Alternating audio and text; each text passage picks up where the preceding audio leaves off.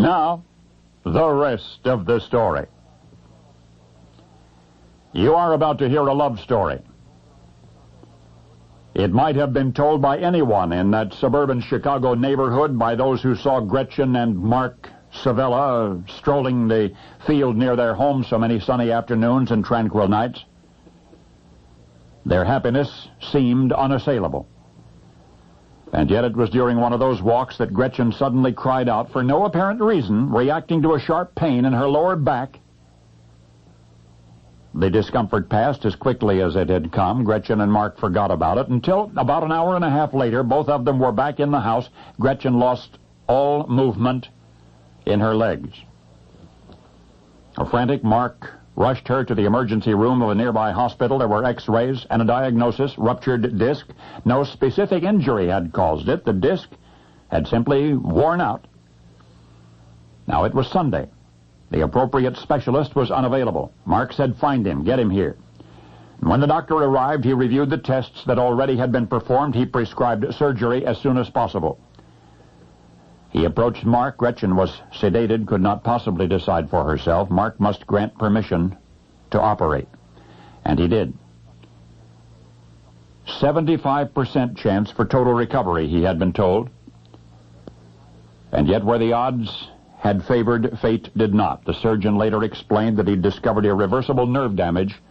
With or without the operation, paralysis would have been inevitable. Extensive physical therapy might someday restore partial movement, and yet Mark must prepare himself for the fact that Gretchen would never walk again. Gretchen herself was afraid, inconsolable. Despite best efforts of the hospital staff, she could not be calmed. Mark was summoned to her room, and as he hugged Gretchen, he promised her in a strong whisper that she would not be an invalid, that they would go through this together. And this is the rest of the story. By the time Gretchen came home from the hospital, medical expenses had wiped out Savella's life savings. And still Mark was determined that his dear one not be confined to a bed for the remainder of her life.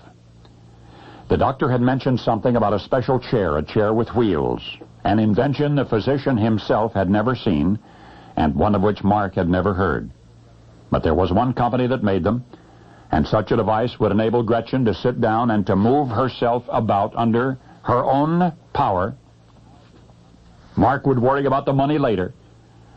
For now, he would contact the manufacturer of this chair with wheels, and he would order one to Gretchen's specifications.